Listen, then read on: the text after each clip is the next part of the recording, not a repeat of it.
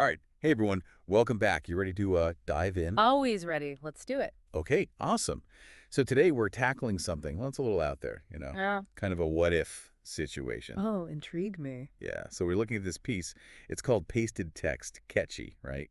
From Coffee Talk. Okay, I'm familiar. And basically they lay out this scenario where, like, imagine a certain political figure, we won't name names, Right. comes Yeah. back into power, but, like, with a ton of support, a huge wave. Okay. Seeing where this is going. So pasted text is looking at the implications of that kind of comeback, right? Exactly. And what's so interesting is it goes beyond just the individual. Uh-huh. Like, how would this impact the whole system? Government, institutions, even things like civil rights. Yeah, that's the kind of stuff that keeps me up at night. Pasted text dives into some pretty deep waters, Yeah, right? absolutely. Yeah. Like presidential immunity, executive power, the whole 9 yards. It's intense. Well, let's wade in, shall we? Where do they start? So, right off the bat, they bring up this point about presidential immunity. And I got to say, this one kind of sent chills down my spine. Oh. Yeah, because the author points out that the Supreme Court, they've upheld immunity for things presidents do while in office. Right. So the piece is suggesting that this unnamed figure could basically be shielded from, like, legal repercussions.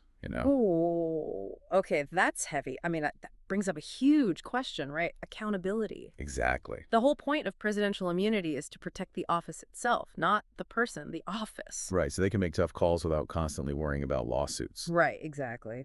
But this piece makes you think, what if that protection gets exploited?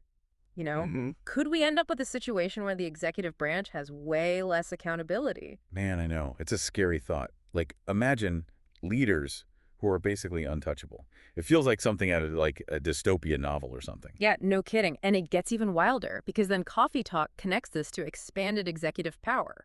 Oh, yeah, yeah, right. They go there. Big time. They basically ask, what happens if this political figure gets a Senate that just like rubber stamps everything? Next. No checks, no balances, just yes, sir, Mr. President. The president's got all these tools, executive orders, appointments, the power to change policies. A lot of power. It is.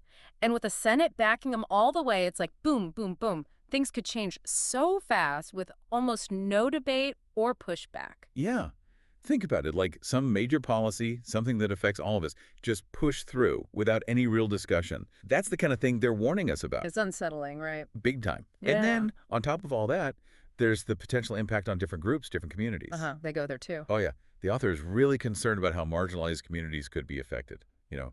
Women, Right. immigrants, LGBTQ plus folks. Yeah. And they bring up the fact that we have a more conservative Supreme Court now, which could lead to challenges to existing rights. Like, think about marriage equality, affirmative action, reproductive rights. Right, we've already seen things shift recently, like with, insert relevant real-world example, e.g. Roe v. Wade. Exactly. And that had a massive impact, changed people's lives. It did. And this article is basically saying, hey, this can happen in other areas too. Like, it's highlighting these sensitive spots in our society. Yeah, for sure. And it gets even deeper, right? They talk about how policies that target specific groups, even if that's not the stated intention, can fuel polarization. Like, it just drives people further apart. Yeah, it's like a vicious cycle. It is. And the big picture worry is that it erodes trust in institutions, in democracy itself. Right, like people start questioning the whole system, the integrity of elections, everything, and that just creates more division, more chaos. Exactly. It's a slippery slope. It makes me think of that feeling you get when you're playing a game and suddenly,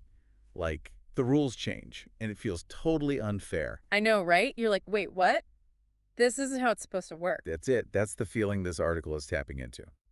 But, okay, before we spiral into total despair, Right.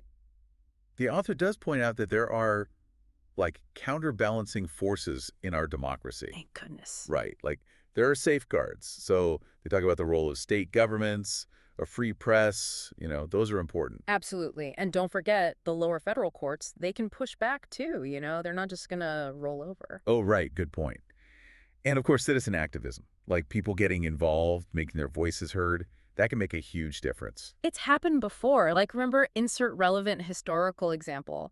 That was a situation where people really stood up and said, no, we're not going to let this happen. Right, right. See, there's hope. There's always hope.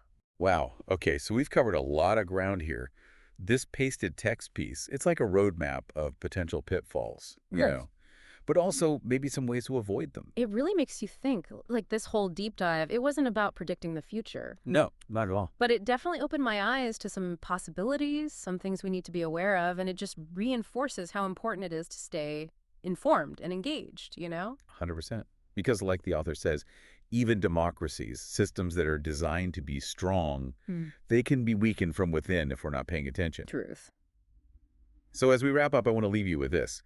Pasted text suggests there are subtle signs we should be watching for. Oh, interesting. Yeah, little things that might indicate our democratic values are at risk. So what are those signs? What should we be on the lookout for? And even more importantly, what can we do to protect those values, to make sure our democracy stays strong?